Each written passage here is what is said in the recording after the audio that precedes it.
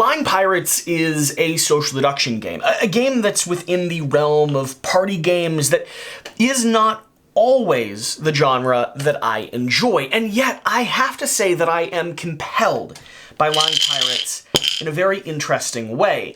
This is really, at its heart and soul, a bidding, betting style game in this genre. You see, I have a cup here full of, well, various dice, and these dice are going to have various numbers on them, and similar to another game called Skull, I will be shaking up my cup, taking a look at what exactly I have in my pot, and then trying my best to bid as to what series of numbers I think exist around the table.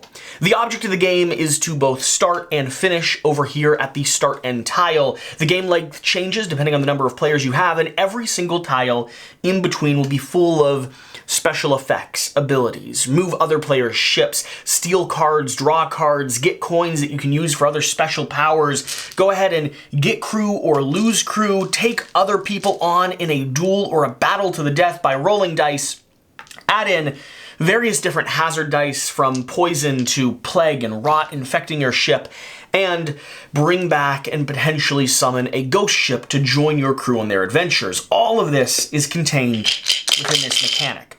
So again, everyone sitting around the table is going to shake up their cups, putting their coaster on top of it, and checking out what the number is. The only information I will have is the numbers that I have in my cup here. Right now I have a 2, 4, 6, 3, and 6. Ones are going to be wild, and everything else is fair game.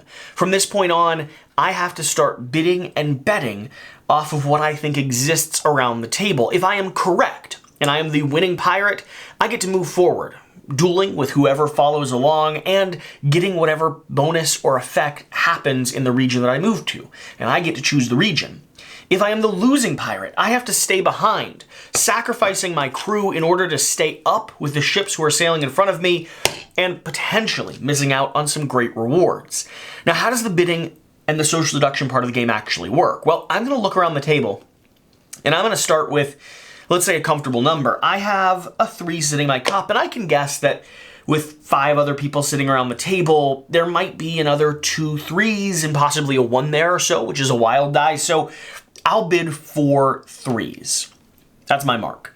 Now, everyone else beyond me has to decide not only if they can raise the bet, but what number they want to raise the bet to. And you raise it based off the number that you think are going to exist. So just like Skull, where you're saying, I can flip 3 flowers or 4 flowers. Here, you're doing so around the numbers that exist in the cups. So that 4 3s might be raised to 5 2s, could be raised to 7 6s, depending on what other people have rolled and how many crew are actually still in existence, which is an important thing to keep note of and keep your eye on.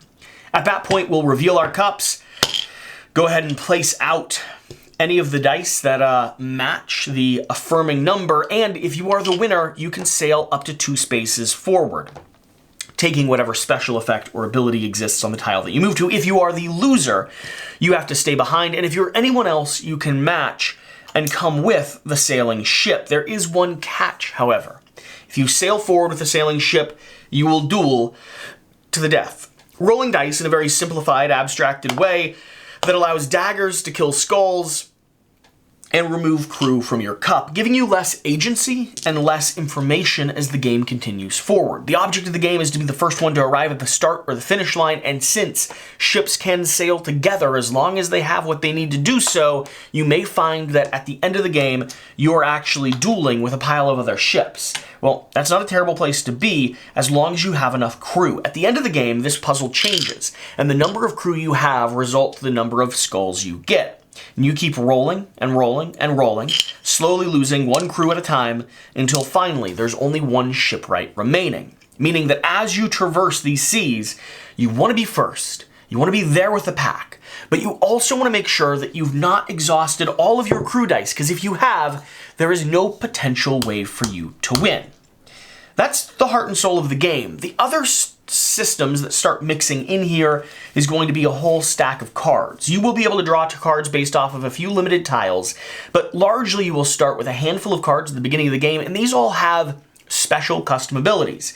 You can infect other ships, giving them cursed dice or other malignant items. You can duel other ships, taking them on in an epic battle to reduce their crew numbers. You can force ships to re-roll their dice or push someone in the direction of not moving as far or moving farther than they had intended to, which means if you have the right card to play, you can really mess up someone's eventual plans. So, being said, this is coming from an indie creator. This is, I believe, their first game on Kickstarter, and this is not a sponsored preview video. It's just a dive into a game that we thought was interesting and genuinely had a good time learning how to play. Now, some of the warning signs, some of the highs and lows of the title so far. First, one of the benefits, one of the positives here is that I actually had a decent amount of fun with this. And this is not my genre of game, so take that with a grain of salt, right? I enjoyed being able to roll the dice, the bidding mechanic here, and the trying to read what your opponents do and how they actually phrase their statements. That's all fun. These locations and the cards you have so many weird, wacky abilities that I had a blast finding out what each one did and then choosing the best, or let's say best, not worst, least worst version of the tile that I could move to. As far as some things that I think you should keep your eye on, things that might be concerning when it comes to Lying Pirates, well, first, it does play best with higher player counts, and I believe it's the expansion that makes this game a 5 and 6 player and adds in some of the extra unique abilities and effects that you have. I think the standard game is a 2 to 4 player, and 2 is fun, but nowhere. It might be a 3 to 4 player. We played 2-player double-fisted when we first learned this. Also, box is totally sideways. It's almost as if I should have known about that. So this is a game that I think in that 4 or 5 player count range, you have a much more interesting experience because there's always someone willing to risk the biscuit. There's always people pushing the bid and the bet. And you always have this, let's say, cycle of ships moving forward in a comfortable but aggressive way. At lower player counts, it is still an interesting game, but most social deduction games, doesn't initially shine.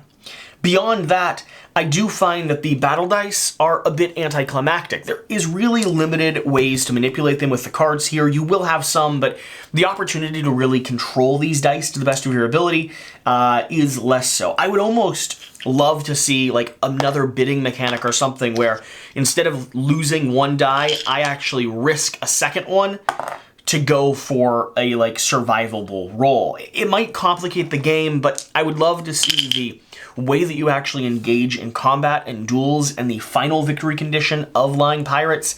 I'd love it for it to be a little bit deeper than it is.